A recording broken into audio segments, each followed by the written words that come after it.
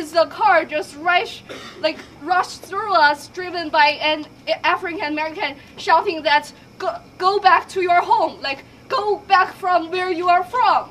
We're not hurt, it's just shocked and scared of our safety.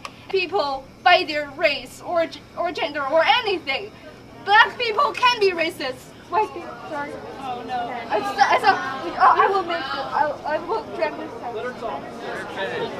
Politician, media personality with a platform publicly mentioned a sentence about the rampant anti-Asianness within the Black community. And if you're wondering why all of that is going on, because it wouldn't seem to make sense, right? Why this disparate treatment? Because according to the ideology, there are two categories of people, the oppressor and the oppressed, with all the dimensions with which you could form discrete categories of people: race, gender, sexuality, so on and so forth. And within the category of the oppressed, there's rankings of the groups by how oppressed they are.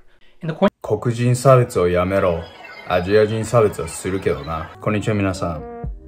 エリタです。今回の動画なんですけど、アメリカに住むアジア系の男性が、黒人差別反対団体がアジア系を差別することに何も言わない矛盾を唱える動画ですね。日本人も欧米諸国に行くときに感じるかもしれないので興味深いと思います。このチャンネルの収益化がバンされたということで、概要欄からサブチャンネルチェックお願いします。では頑張って翻訳しましたので、一緒に見ていきましょう。ではどうぞ。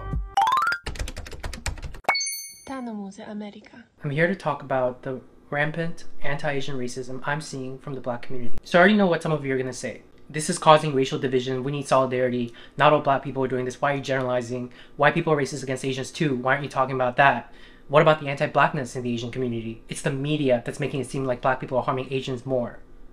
Yeah, this video is meant for you, to hopefully serve as a cold dose of reality. The precise reason why I want to talk about this is because we live in a society where we Asian people can feel free to talk day and night about how white people are racist against us, but are immediately silenced when we try to talk about the anti-Asianness in the Black community. And while I was walking down the street from my high school to Walgreens, I was walking with three of my friends from both China and Taiwan, crossing the crosswalk.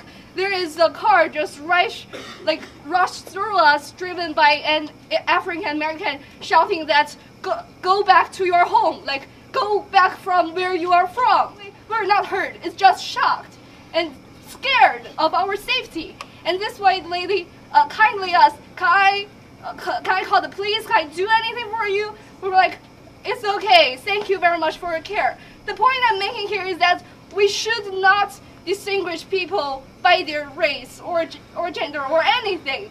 Black people can be racist. White people, sorry. Oh no. I will drag this out. Let's start by saying I have very much a problem when a person of any race, white, Black, Latino, or otherwise, commit hate crimes against Asian people. It makes my blood boil. And let's also start off by saying that when a Black person harms an Asian person, that doesn't mean that all Black people are certainly responsible for that. Just as in the same vein, when a white person harms an Asian person, that doesn't mean that all white people are responsible for it. I think I need to say this because our world is going crazy. You are only personally responsible for things that are within your control. You're only responsible for your own acts, nothing else. But then we can't just say Black people harming Asians are the actions of the few and then end the conversation there, because of the sheer magnitude of the problem. The near daily attacks, Black people cussing Asian people out, punching and spitting and kicking Asian people and killing Asian people, there are dozens to hundreds of these cases every month. Especially in the city of San Francisco, this is happening every day. And if you're saying hundreds, you're exaggerating. This is why I need to make this video. People are not realizing the magnitude of what's going on because the national news media is not broadcasting this fact as incessantly as one might expect if there were hundreds of videos each month of Black people getting punched, spat on, and kicked. Only the rare exceptionally grotesque cases makes it onto the national news. At the height of the pandemic, they shined a quick and passing light on a number of these videos only because within that concentrated period of time, it became too obvious that this was happening and they could not afford to ignore it without losing the public's trust. But this is happening to this day, and your average anti-Asian hate crime makes it all the way up to local news. And the scattered and dispersed nature of reporting on what is happening means this problem is not rising to the public's consciousness. It's one after another happening day after day. And bear in mind, these are only cases that A, is reported to the police, and B, that the news media picked up on. It's a small subset of a subset. In reality, there is a bigger undercurrent of this rampant anti-Asianness that we're talking about. Just within my own circle, I know multiple cases of this happening. They didn't report it to the police and it wasn't picked up by the news. How many more cases like this are out there? And at what point, after hundreds of these videos, do these cases no longer constitute isolated incidents? So then here's the most important conversation. If this is happening, what do we do about it? As I've said, this doesn't mean that all black people are doing this or that all black people are anti-Asian. But no matter how many times I say that, I found people still go like, oh, why are you generalizing? It's such a disingenuous attempt to deflect from having a conversation about this. And the conversation should go like this. We can all agree that when a black person commits an anti-Asian act or an Asian person commits an anti-black act, that doesn't mean that the entire communities are responsible for their actions. But to the extent that we're having group-level conversations, for example, about the anti-blackness within the Asian community, so too do we need to have group-level conversations about the anti-Asianness in the black community. And the reason why this continues to happen is because we're not doing that. If you're saying, oh yeah, we already do, no, we don't. Conversations in private circles do not count. I'm talking about public discussions. I've kept up with these conversations. I've seen our Asian community so-called leaders have conversations with black community leaders on TV about race relations and talk over and over again about the anti-blackness within the Asian community. And not a single sentence on the anti-Asianness in the black community. Amazingly, I've seen mainstream news channels do special segments about Stop Asian Hate and mention within these segments the anti-blackness within the Asian community without saying one word about the anti-Asianness in the black community. On the segment that's supposed to be about our issues. Our Asian leaders having conversations, doing public speeches, and on social media call out the anti-blackness within our own, which is the right thing to do, but they stay silent as hundreds of videos emerge of black people brutalizing Asians. I've been to Stop Asian Hate rallies and have seen again our so-called leaders denounce on stage the anti-blackness within our community and talk about how white supremacy is dividing us all, and not a single word on the anti-Asianness within the black community. And in those same rallies, I've seen black activists, which thank you from the bottom of my heart for showing up, but I've seen them come up on stage and talk about anti-Asian hate without mentioning how there's a real anti-Asianness problem in the black community. In fact, I have not heard a single black activist, community leader, politician, media personality with a platform publicly mention a sentence about the rampant anti-Asianness within the black community. And if you're wondering why all of that is going on, because it wouldn't seem to make sense, right? Why this disparate treatment? The mainstream narrative is that even if it's not a white person harming Asians, it's still white supremacy, because white supremacy pits communities of color against one another. And so even if black people harm Asians, white supremacy is to blame.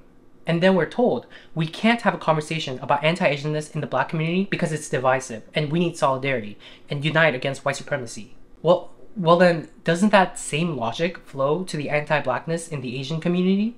If supposedly white supremacy is at fault when Asian people harm black people because it pits communities of color against one another, isn't talking about anti-blackness in the Asian community also problematic for that same reason? Because it's divisive and we need solidarity, unite against white supremacy, all of that? Yeah. It doesn't make sense. But I'll give you another explanation that I think more accurately describes what's going on here. What's actually going on here is that the black community has greater political power than the Asian community within the political aisle that purports to represent all of us, the progressive left. With this disparity in political power and influence, we're seeing a situation where anti-blackness in the Asian community is being publicly discussed, but not the anti-Asianness in the black community. And this, is the reason why I feel the need to speak up against the wokeism ideology that has taken over the progressive left, because that is the thing that is underlying all of this. Because according to the ideology, there are two categories of people, the oppressor and the oppressed, with all the dimensions with which you could form discrete categories of people, race, gender, sexuality, so on and so forth. And within the category of the oppressed, there's rankings of the groups by how oppressed they are. And according to the dictates of this belief system, you can say whatever you want about the oppressor group, but you cannot say anything critical about groups that are higher up in the ladder of oppression, while you can say critical things about the groups lower in the ladder. And so what this ideology does is it accords groups highest up in the oppression ladder the power to dominate social and political discussions as it pertains to these group categories. That is the whole thing behind what so many people believe nowadays, that you cannot be racist to white people because they're in the oppressor group, and that black people cannot be racist because they don't have the power to be racist, because they're the highest up in the ladder of the oppressed category. And all the things that I've said earlier about how anti-blackness in the Asian community is discussed in the public sphere, but not the anti-Asianness in the black community, that is a manifestation of this belief system. Some people are under the belief that we can't talk about anti-Asianness in the black community because they're the most oppressed, and will silence you by saying that talking about it is divisive. But they don't say it's divisive to talk about the anti-blackness within our community. And in effect, This gives the black community the power to escape accountability because they have a support system of people of all races who believe that to hold the black community accountable is to perpetuate the oppression of the group highest up on the oppression ladder, and they will attack and vilify anyone who dares to speak about it. As it stands, we Asian people are free to talk about the racism we experience from white people all day long, no social repercussions, but we cannot talk about the racism we experience from black people without being cancelled. Black people can be racist. White people, sorry. Oh no. Society tells us that we cannot talk about it. Then what that means is that you don't care about the racism we endure unless it fits your worldview and your agenda. So you don't care about anti-Asian racism, you just want to use us as a political pawn. And the same people that adhere to these views, many of them our own people, attempt to put blindfolds over themselves and others in order to explain facts that contradict their belief system. They see hundreds upon hundreds of these videos that have emerged last year, and they say it's the anti-black media that is making it seem like black people are brutalizing Asians when it's white people doing it more. I'm sorry, but oh my god, am I exhausted with this conspiracy theory BS. Really? The media? But tweets that a car killed 6 people when a black man who professes hate for white people on social media rammed through 6 white people during a Christmas parade?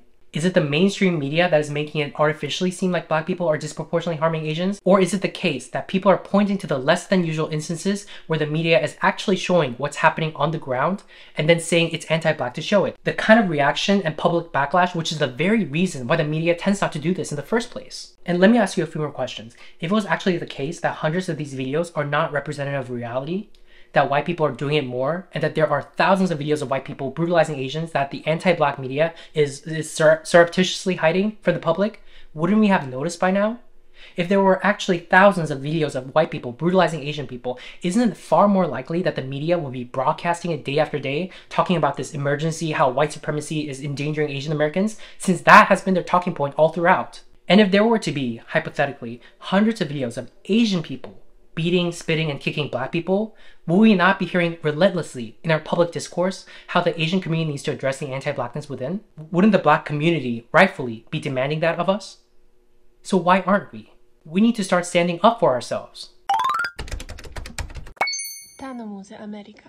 いやー、皆さん動画どうでしたか？僕が Black Lives Matter や黒人差別反対運動に思っていた違和感をうまく言語化してくれてましたね。彼が言うように、黒人差別に賛同しなければ社会的に抹消されるような世の中になってしまってて、実際に起こっている白人差別やアジア人差別について言及すると、社会的に恵まれている白人やアジア人が差別されるわけないだろうと完全に無視される具合なんですよ。マシな方ではアジア人差別の存在は知っているけれど、黒人差別解決の方が優先的だって言って何もしてくれない始末でしたね。その結果、黒人の大学入試の結果がアジア系より優遇されたり、入社試験の結果が白人より優遇されたりと、彼らにとってはこうなしてるようです。もちろん全ての黒人の人がそういう意思を持ってるわけではないですけど、悪い意味での固定概念が生まれてしまうことはしょうがないですよね。